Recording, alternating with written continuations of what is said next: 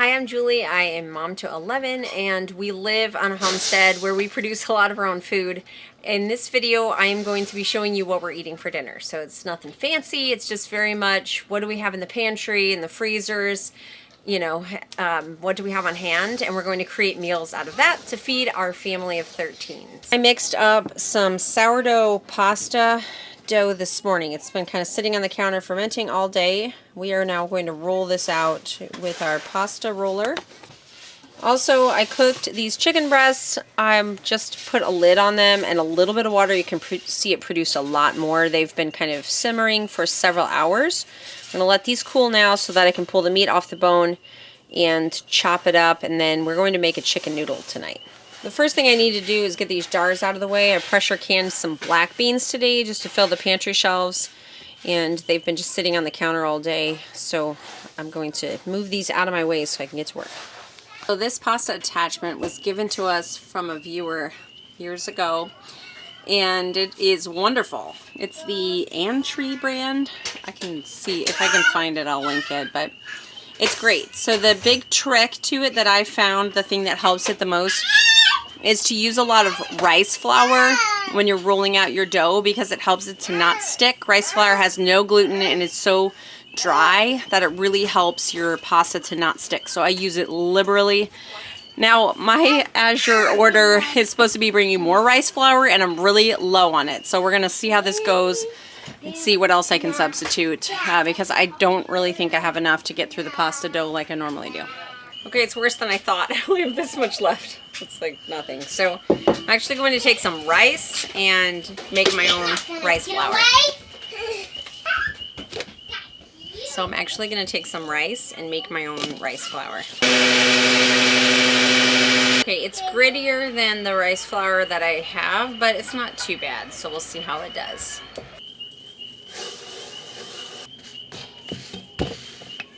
I roll it out in little rectangles so that it can feed it through the pasta dough maker.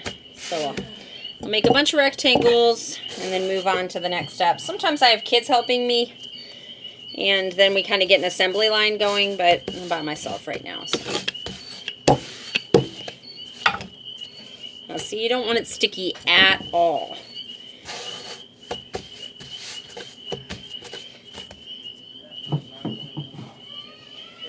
More of the rice flour is better. It will cook off, so it won't, you won't have kind of like floury noodles, because I find it just leaves in the water. But if you get more, it's so much easier to use that pasta roller.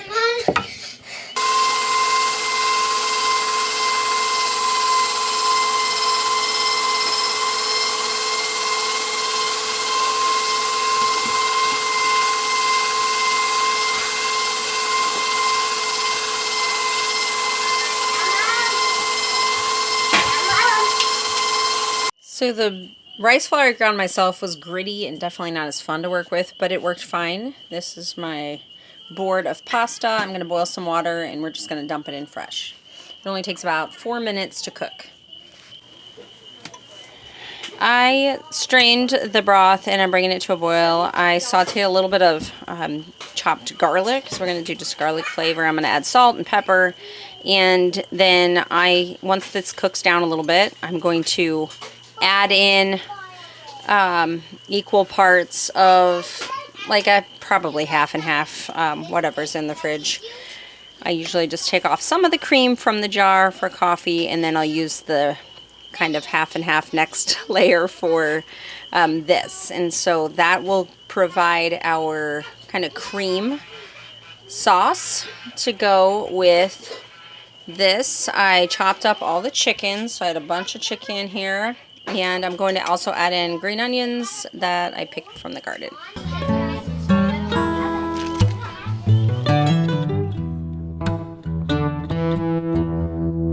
For dinner tonight, I needed something very quick and easy. I'm getting ready to leave and just needed something I could throw together fast. So I had a full head of cabbage that I am chopping up.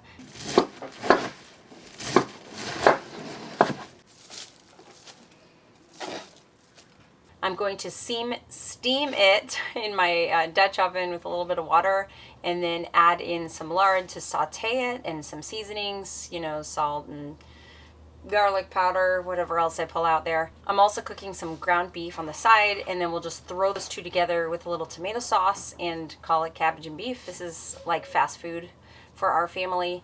You can put it in a bowl. You can add extra toppings. I have one son who loves hot sauce, so he'll probably put some hot sauce in it. It is fast and delicious and nutritious. Tonight for dinner, I am doing chicken pot pie. Bella's helping me roll out pie crusts. These are pie crust that I mixed up this morning using the sourdough pie crust recipe. I think it's from Little Spoon Farm website. So she's rolling those out, and then I boiled chickens today. And Jason actually, when he got home from work, he sat and picked all the chicken off the bones. So that's what we have left. And I just went ahead and in a little bit of broth that I had saved over from when those chickens boiled. The rest of the broth is in there. I have 7 quarts. But I saved a little bit, and I cooked frozen vegetables, green beans and corn, and then I chopped up fresh carrots and potatoes, cooked them all till they were tender, and mixed them together with the chicken pieces. This is a huge pot, but you can see down in there. And then I just took some milk and a little rice flour and some, let's see, what did I throw in there? I think cumin and my green onion powder, some salt and pepper. And I mixed that all together and added it to the vegetables until it cooked down a little bit to kind of make a creamy flavor. Now we're just going to throw this in the oven until the pie crusts are cooked, and it will be ready to go.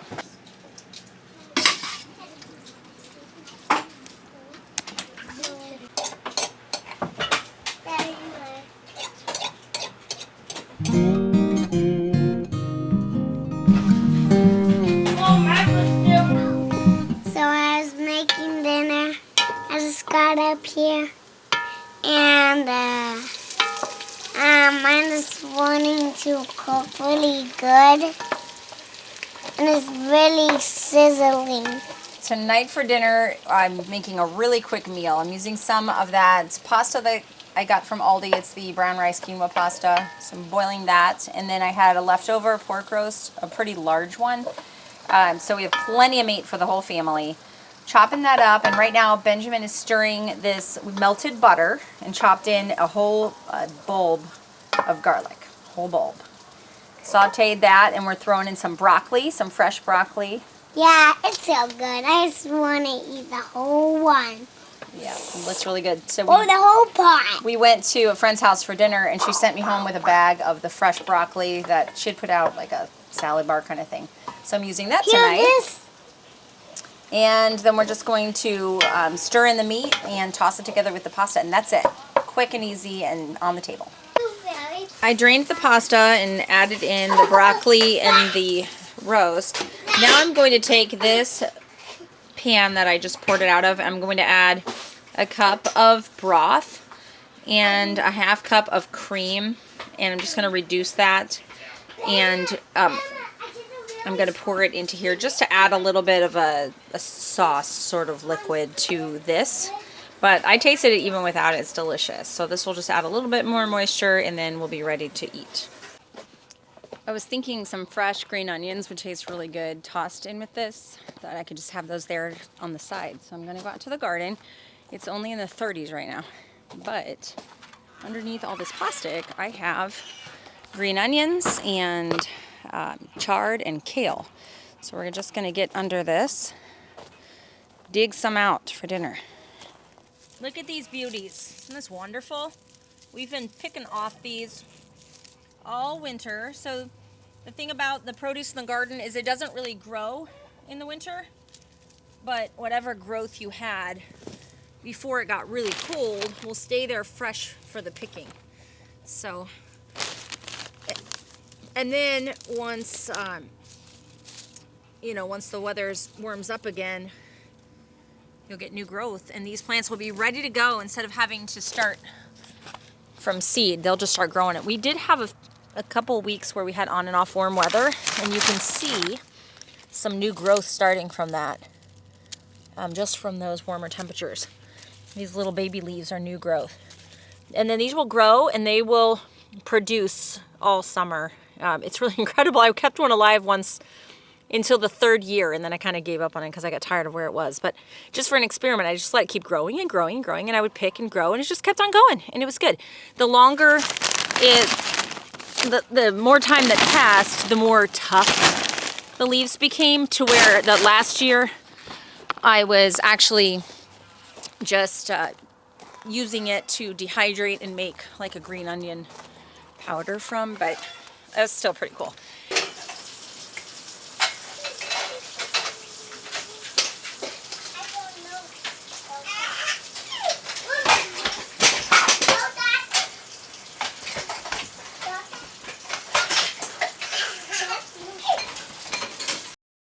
Dinner tonight is just a quick and easy rice bowls. I have rice cooking in the Instant Pot, just some white rice that I had gotten from As Your Standard, and I cooked it with broth, with bone broth for extra nutrients.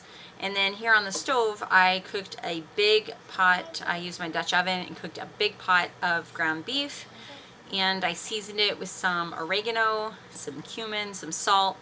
My seasonings, I tend to just go over to my seasoning shelf, if you haven't figured this out already, and I just grab a few things. It just keeps the variety.